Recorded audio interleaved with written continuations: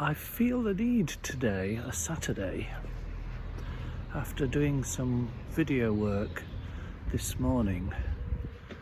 I haven't had lunch yet, but I just feel a need for a quiet reset. And I'm just reminded of the verse from Scripture, "Behold, I make all things new." And I might be oversensitive on this matter, but with the beautiful blossoms, cherry blossoms, and the new leaves on the trees, and with lots happening in the background, which I can't tell you about, I just sense that it's time. It's a right time to have a settle and I suppose surrender the future once again to the Almighty. And so I've come to what is called the Cathedral of the Peak here in Tideswell. This lovely church post-Easter. There's an empty cross here with daffodils. It's a very unusual, ornate church for a tiny village. As I say, the Cathedral of the Peak. And I don't really know the story behind it yet, but it is rather extraordinary. Let me give you a brief, just the briefest of, it won't be a guided tour because I don't know anything about it, but we're in a tiny village in the Derbyshire Dales, and look at the extraordinary stained glass windows.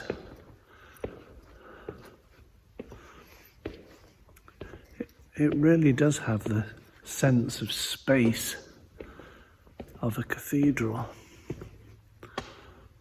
An extraordinary pipe organ behind me. "We give thanks to thee."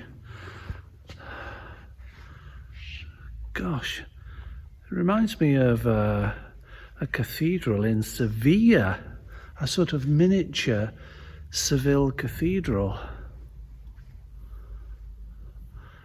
The roof rafters themselves are extraordinary. And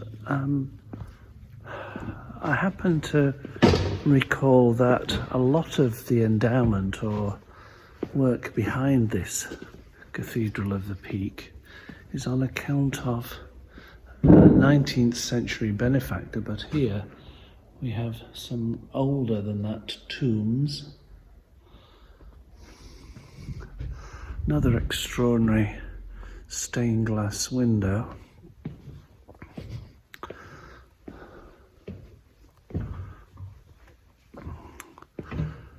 Let's just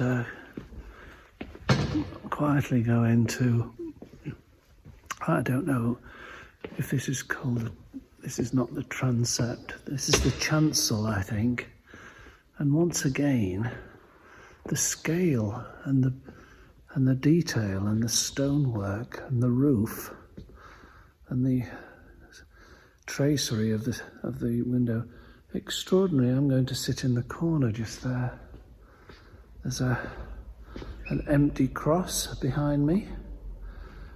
Jesus has left his garment behind.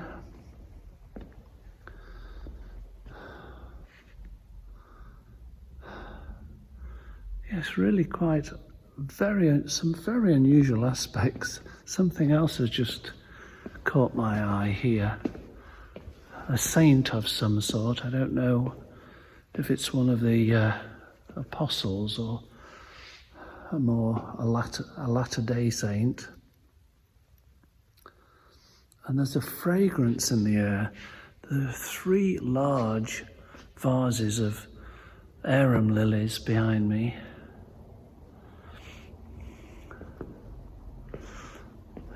and also these flowers and a very unusually attractive female in a niche. I don't know who that represents.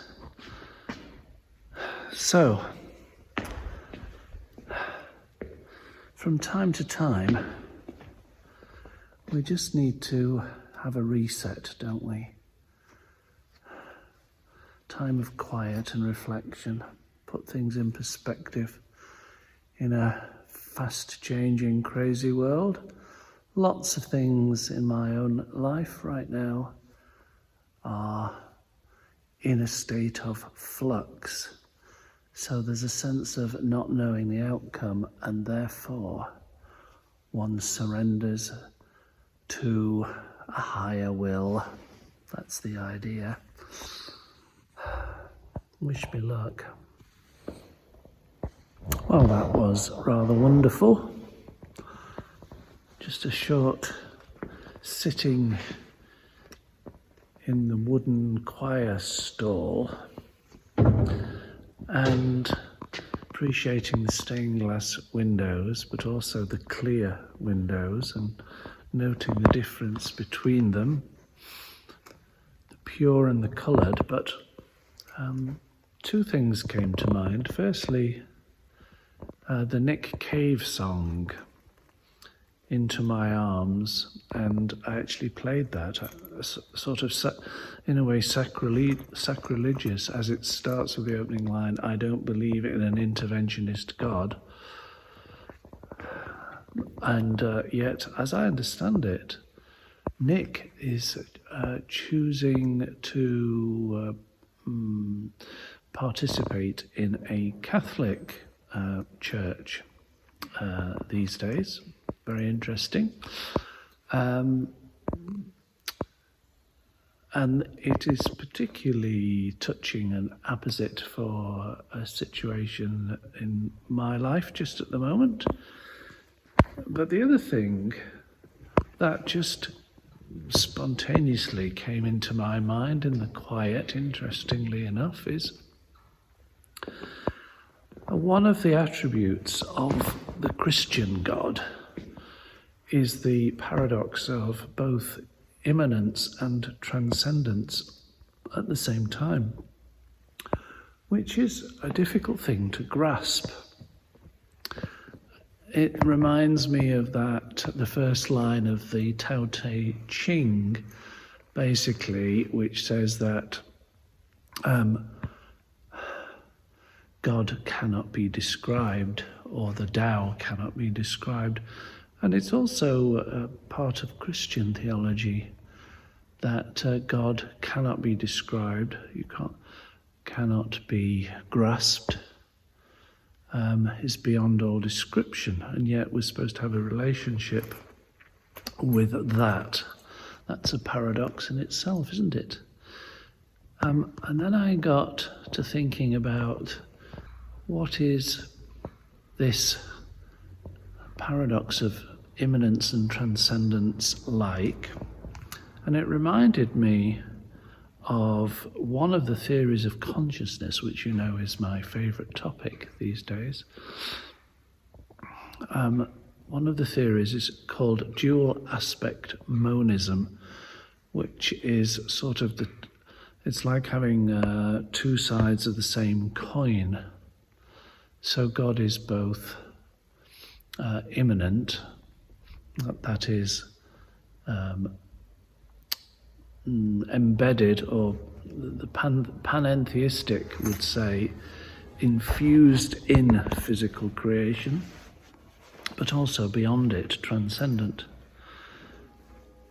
And translating that into the two aspects of dual aspect monism, the helpful theory is David Bohm's theory of the explicate and the implicate order.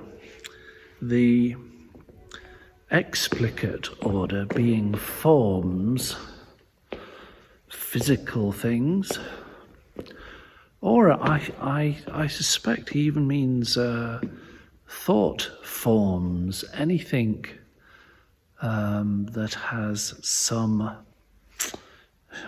substance, not just matter substance, but thought substance. So that's the explicate order. But then there is his implicate order, which is beyond, you might say, transcendent of the explicate order. And they sort of cohabit, as I understand David Bohm's theory. And at the moment is my preferred understanding of the nature of reality. So thank you, David Bohm, and thank you for the Cathedral of the Peak here in Tideswell.